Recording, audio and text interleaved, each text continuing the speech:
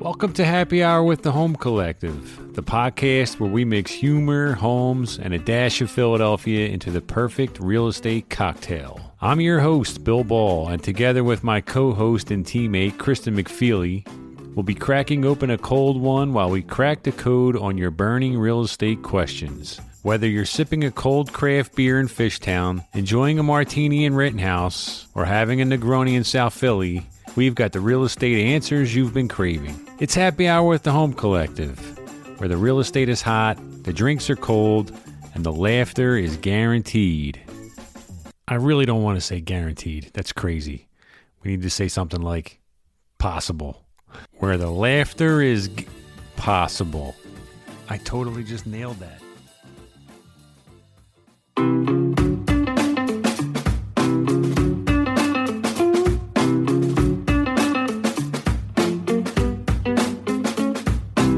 It's 5 o'clock. It's happy hour.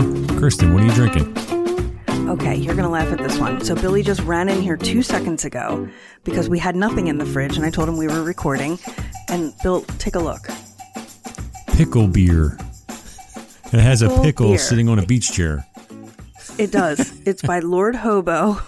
I have no idea what this is going to taste like. I'm nervous for brewed you. with Grillo's pickles. Yeah, I'm a little nervous myself. I have no idea what this is. I did have a pickle martini not that long ago at a bar, and it was good. It was sort of like almost just like salty and dilly. I don't know how else to describe it. Like a dirty martini, maybe? Like a pickle. Yeah, right. It kind of was like a dirty martini. Yeah, it was kind of that vibe of a dirty martini, like the same kind of flavor palette, whatever you want to call it, flavor profile. So you haven't had that I have no at idea all? what this is going to taste like as a beer. No, Okay. no, this All is right. a first. Hang on one Billy second. literally came running in 2 seconds ago and handed me this. So funny. And you didn't even know you had it? No, he just came in from the store. Oh, that's so funny. He just bought it. Oh, he bought a 6-pack he did a of this beer run pickle for beer. you for this show. I love it. Yeah. All right, anyway. Yeah. I am drinking, you know what? It's still hot out. I mean, today was 80 degrees. Today was really hot. So I have a little bit of a summer beverage here. I just have a gin and a club soda. It's a lemon lime club soda. It's a little refresher. Oh, that looks nice. That looks really good, actually. So anyway, yeah. I'm curious to see what that's going to taste like. I'm cracking open. I'm cracking this open. Oh my God, I can't even get it open. There we go. All right, here we go. Happy hour. Cheers.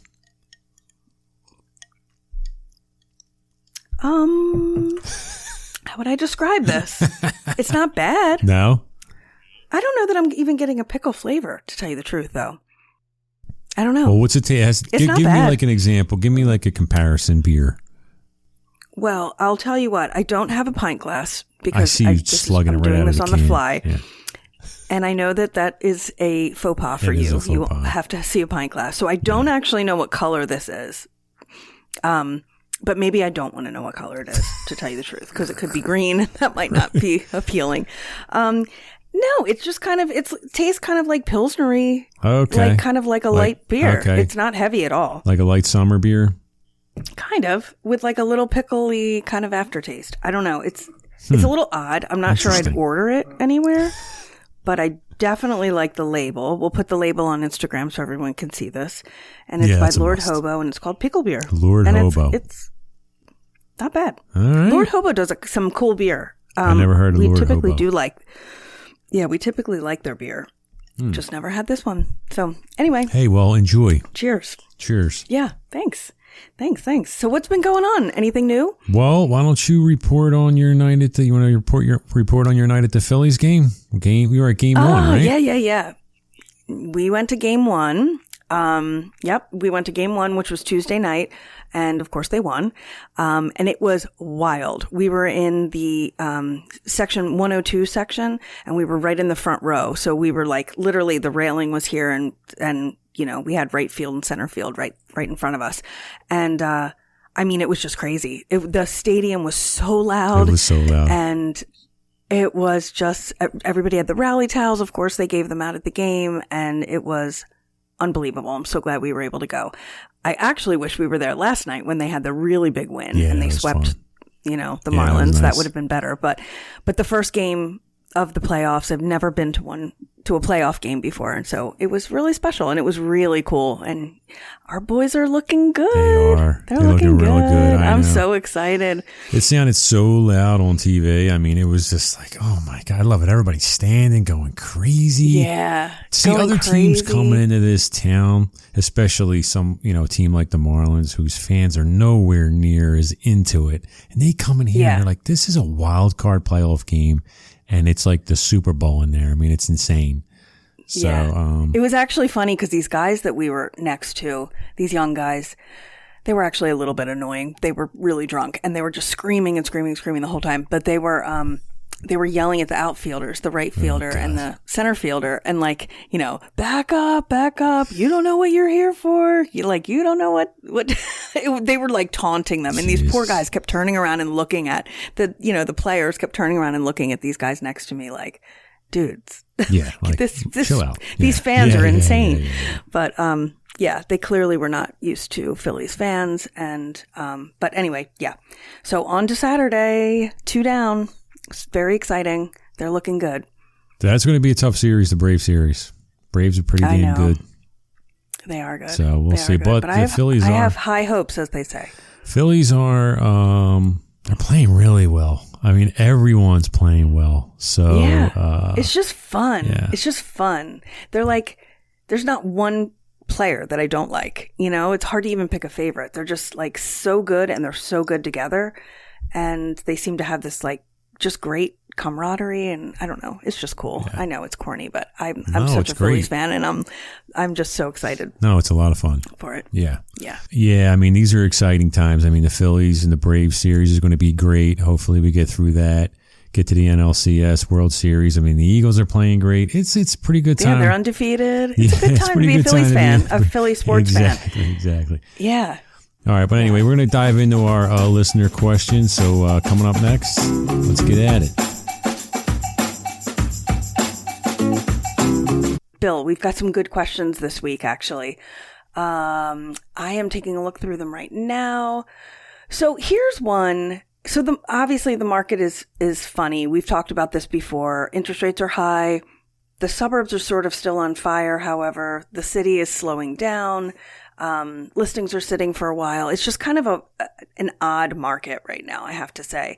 But one of the questions that we did get, in fact, we got it twice, was, are home sale contingencies still possible?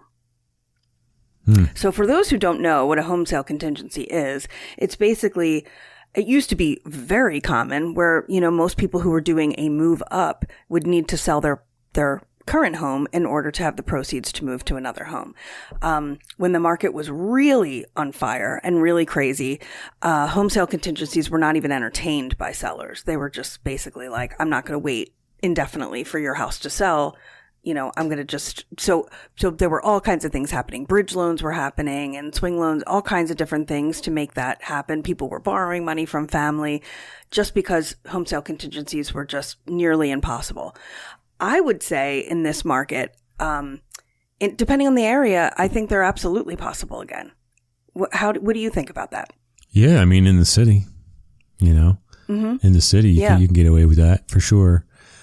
It's hard to do it when the property's been on the market for, on the first week. You might have trouble getting that locked up.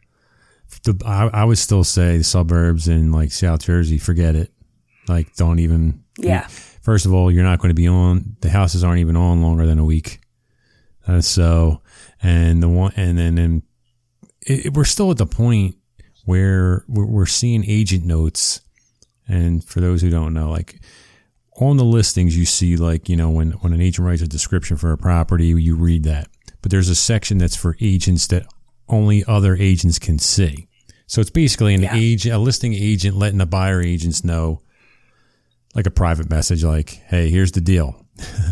So, or here's an offer deadline. It'll be Monday or something like that. And that's what I'm getting to is like a lot of times writing the agent notes on day one, the agent will say, we're not even going to review offers until Monday, and this could be like a Wednesday. So best and final by Tuesday. And it's like, it's on the market day one. So you're like, holy crap. Like they already expected multis. So in that situation, there's no shot. Just forget it. It's not, you would have to go, it's just not, it's not possible. I don't think there's a monetary number that would even get that done. You know, like let's say the house was listed at, 500,000 and you wanted a home sale contingency. I mean, you have to go, I don't know, a couple 100,000 over in the suburbs, like something ridiculous just to even get that entertained. So the answer is, Kristen's right. The answer is yes, but it depends on where you are.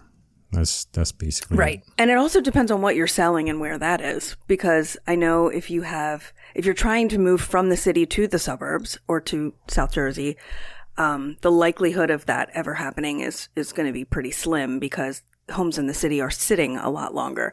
But if you're moving from, a really desirable neighborhood, and, you can sort of prove to the other agent that your house will sell, in the first weekend, it might be something that they'd consider. It just kind of depends. But for a long time, I would say for like 2 years, they were almost impossible, home sale contingencies. And now I am starting to see them coming back a little bit. But it is very much neighborhood dependent, area dependent. Yeah, it's the easy answer too is like have that conversation with your agent and they'll tell you. They'll tell you. Yeah. They know where you're buying and they wouldn't know where you're selling. So like they'll tell you right there. Yeah. Yeah, exactly. Here's a question. Here's another question. What's the importance, I guess, of a home inspection and what does an inspector typically look for? I'll let you run with that one. Well, I mean, typically they're checking everything. It's a top to bottom inspection, right? That's what the inspector's doing. A good one, like in the city, he's going to go on the roof first. He'll start there. If he's really good, he'll do it before you get there, which is nice. I love when they do that. You arrive and they've already come down from the roof. You know what I hate? Holding the ladder for the inspector. I shit my pants. I've never done that, actually. I've done it multiple times. It's the worst. Maybe they don't trust me. It's the worst. I get so nervous. And I'm on the ground, so that, Yeah. I was holding the ladder for this inspector one time, and it's just as a precaution. They'll go up without anybody holding the ladder. I mean, they do it all the time. But when I get there, I can't just stand there. If I see him going up the ladder, I run and just lean on the ladder, So I was talking to this one inspector, and I was like telling him how nervous I am. He gets near the top, and he turns down to me and goes like, "Bill, would you shut up? You're making me nervous." I was like, I'm sorry. Just hurry up. But yeah, they check everything. So it's a top to bottom. They go on the roof and they come down and they go right to the basement. And they check all the mechanicals and then they go through the house, check all the outlets. It's literally everything, appliances. So they'll give you a report on everything. It could be anywhere from 30 to 50 pages. But you're not really going to be concerning yourself with everything in that inspection report as far as when you go to renegotiate with the seller. If it's a used property, right? We almost look at it like you're buying a used car. It's a resale. I like the word used. I've never heard that. Well, there's new construction and there's a used house, right? So, you're looking for big items, basically. If it's new construction ground up, then you can create an entire punch list of every little thing that's wrong. And I'm talking about like a nick on the wall that goes on the punch list for the builder. But like a nick on the wall, when it's a resale, you're not going to bother the seller with that. There's, Right. So go ahead, Kristen. Right. I'm going to sip my beverage. Yeah. No, I agree with you. So I always look at the inspection report and I tell my buyers this, it's like it helps you make a better buying decision. So it's kind of like a little manual on your home. Don't look at it like, great, I have this report. I'm going to hand it over to the seller and tell them to fix everything on it. What we're always looking for, if there's any type of negotiation, which some sellers and they're not required to do anything, by the way. But we're looking for things that are material defects. So those are things that either affect the value of the home or are a major safety concern. So those are the things we'd be looking for in the home inspection. But that would be the general home inspection that you were just talking about. There's also, for certain homes, other inspections you can get. A radon inspection, a termite inspection. Those are pretty common in the city. if you have a pool inspection. If you have a septic system, you could get a septic inspection, a mold inspection, lead-based paint inspection. So there's lots of different types of inspections, stucco inspection. But I always say this is not, you're getting an inspection for your own information so that you know what the heck you're buying. You're not getting this inspection so that you can necessarily go back and negotiate with the seller, because they're not obligated to do any kind of negotiation after the fact. So yeah, I think that's the main thing about the inspection. This is a question that I kind of liked. I thought was interesting. And this is more of, I guess, just your opinion. It says, where are some places to invest outside of the city? Would you consider the suburban areas, the shore, a lake community? What do you think? That's just such a personal decision, And when you say invest, I mean, are you doing it to have a second home somewhere for yourself, or are you looking at it as an investment? And then you have to ask yourself, well, what type of investment is it? Right. Are you looking something that brings in a lot of cash, like a cash flow property, or are you looking for something that's in already in an established area that's just going to, grow, gain equity over time? So that's such a hard question to answer. I mean, I know you love the Poconos. Some people love the beach. Mm-hmm.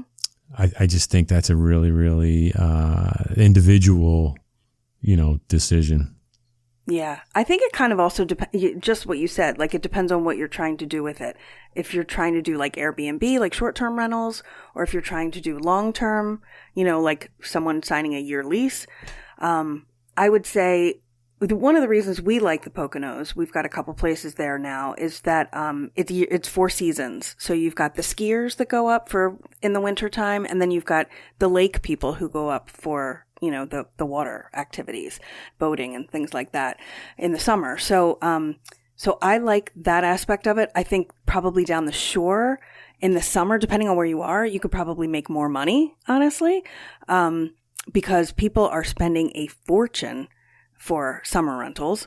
But then in the off season, you're probably not renting it. It's probably vacant, or maybe that's when you decide to go down and utilize it. So I think I think you're absolutely right. It depends on what that investment is supposed to be doing for you. Yeah. Investment's kind of a broad term. You know what I mean? So you have to kind of get, we would have to kind of dive into that a little bit more to really find out what the, the person's asking for.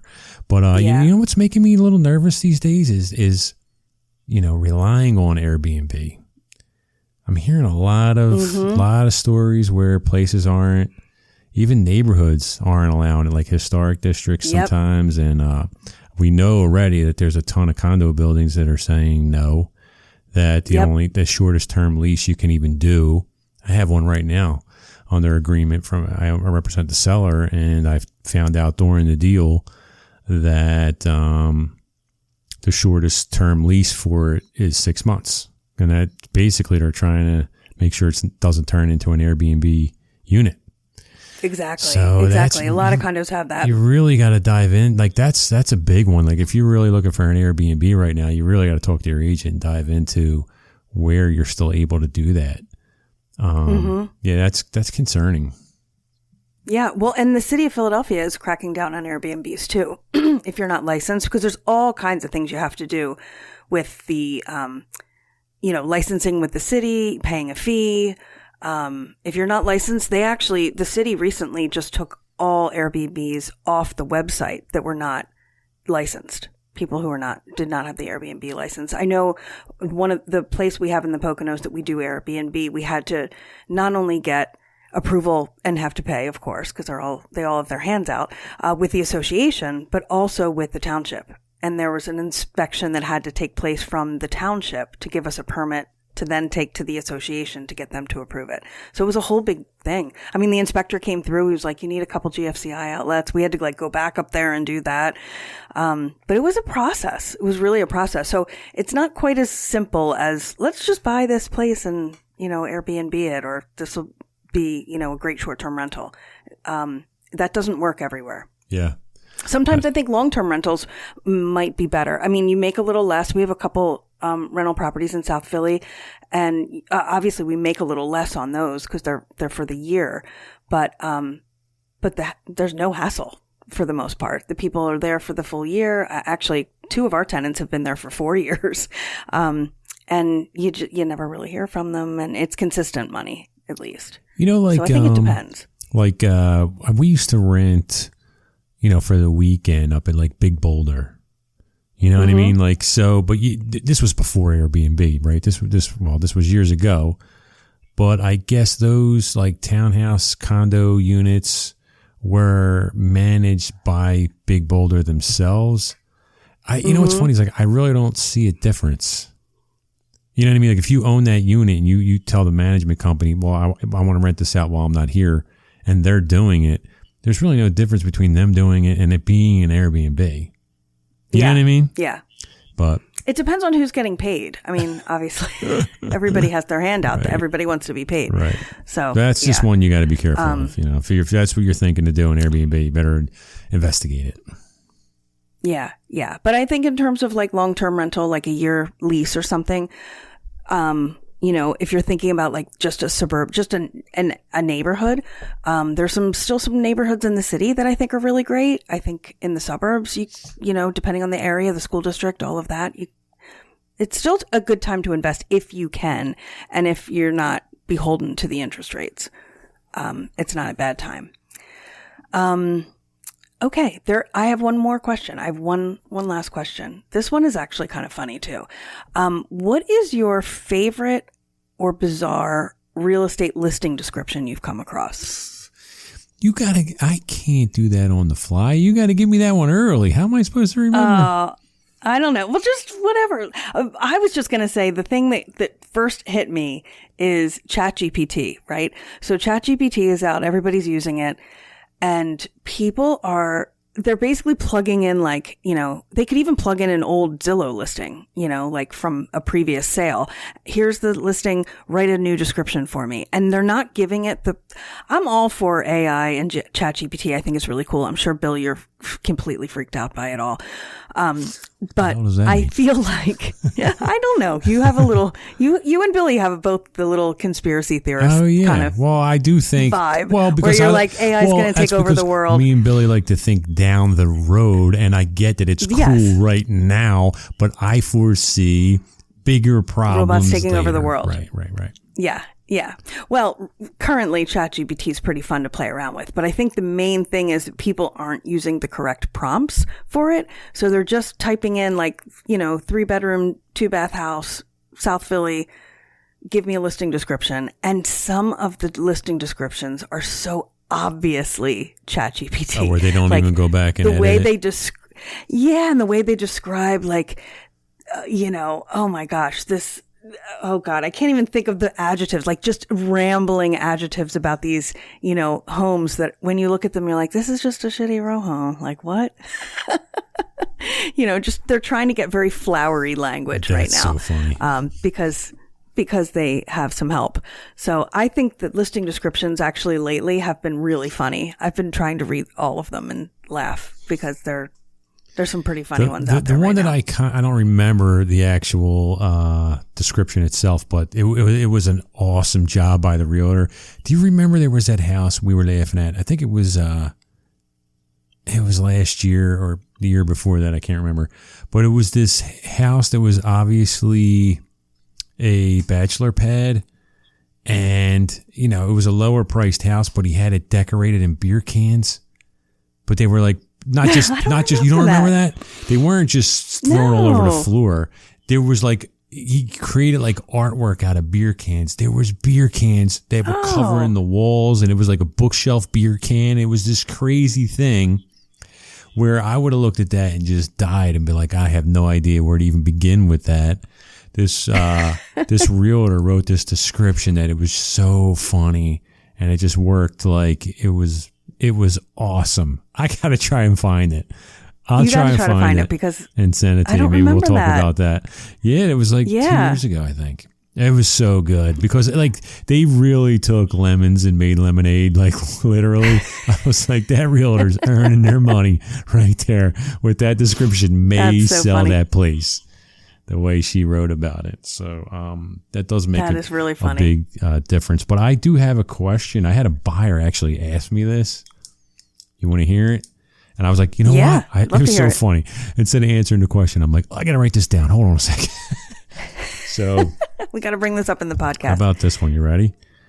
How Yeah. many houses should I see before I make an offer? I was like, I've been asked that so hold many on, times. hold on. Let me write that down. I've been asked that. So I mean, the answer is until you feel like you found the right house. I mean, look, we've talked about this a million times. You have your wish list for your house. You're never going to find everything on the wish list. You have to figure out what you can compromise. Sometimes that process for a very analytical person takes a really long time because they have to wrap their head around the fact that they're not going to find something with everything. So sometimes it takes seeing a whole bunch of stuff that doesn't fit the bill before they're like, all right, you know what? I think I can live without X, Y, and Z. But for some people, it's the very first house they walk into. I mean, that's definitely happened where you're out with people. I even do buyer consults with my clients and they'll say, oh, sorry, I'll apologize in advance. We're really difficult. It's going to be hard for us. We go into the first house and they're like, actually, this is it. I think this is it. So yeah, I mean, it depends. And it also depends on the market because you may be in a market like we're in right now with people who are looking in the suburbs who lose out on a few houses, so it's not that they're necessarily wanting to keep the process going and keep looking, but they've made offers that have not been accepted. So they have to keep the process going. So I think it just kind of, it's however many it kind of takes until you feel like this is a house that I want to be in, Sometimes it's the first time. Sometimes it's a couple times out. Sometimes it's a really long time. Yeah. I mean, that's the thing. There's had a no few of right. those. Yeah. We know there's no right answer, but sometimes buyers feel like, should I look at another one? Do I need to see more? Blah, blah, blah. Yeah. I've never had a buyer buy just the first house they walk into and not see one other house, but I've had a buyer buy in one day. So like we might have, and it may have been the first house we walked into, but we still maybe went and saw the other 2 or 3 that I had scheduled. And then they went back and put an offer in. You know, what's really hard, and you'll agree with this, I'm sure, is when I was working with this new buyer who I didn't know. And, we walk in this was in Fishtown, and I swear it was like 2012. So I knew every house that was on the market in that price range. I had just, that was my wheelhouse. Like I had buyers in that price range. I was in all these properties, right? So the first house we go into, I'm like almost mad because I'm like, this is the best house. And there's no way I can even say that right now because he doesn't know me. So imagine meeting a quote unquote salesman. You walk in the house and I say, well, this is the best house in Fishtown. You're not going to do any better. You should buy this house. So that's the truth, but I couldn't say it. I'm like, I just had to like walk him through and we had to go look at others. And I was like pulling my hair out. And, of course, we get the email that there's multiple offers on it like the next day. And I got to call him and I'm like, and he put an offer in, but he put a soft offer in. I'm telling you, you're going to kick yourself. And that's what happened. So we lost it. And he realized it later. And I actually had this conversation with him. I said, I couldn't say it then because you would think I'm just some shyster dude. Yeah. And you'd be like, he's full. So it's almost like we had to lose this for you to start trusting me. Like, I don't know. You know what I mean? That's a tough situation. Yeah. That's a tough one. Totally. Oh yeah. No, I've definitely been in that situation. And I mean, the thing about buying too, we've talked about this, is like, it's, there's obviously the financial part of it that has to work, but also there's an emotional part of it, that just like, I can tell you the house that I'm in right now, my house, which I'm never moving ever again. We weren't really looking to move. I mean, I was kind of trying to put the bug in Billy's ear, like, I think it's time we should look and just start looking. And this house had been on the market for a while. It was priced higher than I would ever even consider looking at a home. And then they reduced it. And when they did, I was like, Billy, just humor me. Just humor me. Get in the car. Like, let's just take a ride over. It's a mile away from our other house. Let's just take a ride over. Just humor me. Like, not asking for anything. We pull into, and he's a chatterbox. He's talking the whole way, mad at me, like, this is a waste of time. I don't even know what we're doing. We pull into the driveway and he goes silent. Like, he's never been like that before. He goes absolutely silent. And it's we live in like a carriage house. And then in front of it is a detached 2.5 car garage with like a loft above that could be like his artist studio. And the moment he saw that, he was absolutely silent. And he's like, yeah, this is it. He didn't even have to go inside. It was just like, this is it. And I felt the same way. And we went in and we were like, all right, we know we have a lot of work to do ahead of us, but this is it. This is it. So like, I don't know. We're, I guess, both really emotional about that kind of thing, but I didn't even have to go inside and I knew that was the house. Yeah. So I just think it's different for every person. I think but that you're happens so right. a lot, though, Kristen. I think that happens a lot. Like, I tell buyers that all the time. I'm like, you'll know it. And they're like, what are you talking about? I say, you're going to know the house. You're going to tell me you feel it. You'll feel it. Yeah. No, that's a great question, though. That is I get asked that one all the time. And there's never a really good answer for it because there's so many. It could be anything. There is no answer. There's no answer. Yeah. We know that. Yeah. We know that. There is no answer to that one. All right, Bill. Well, that's it for today. All right. So we can wrap this up and catch us next week at Coffee Break. And then we'll be back the following week again with some more listener questions. Bill, tell the good people where they can send their questions. They can send the questions on the form in the show notes. I don't have to give out the email address anymore. There's a link in the show notes. Click that, fill out your questions, comments, anything. Believe me, people, we don't care what you're going to write in there, and you can say whatever you want to us, but we actually love it. We appreciate it. We do. Thank you so much for downloading the show. And Kristen, I'll see you at Coffee Break. All right, go Phils.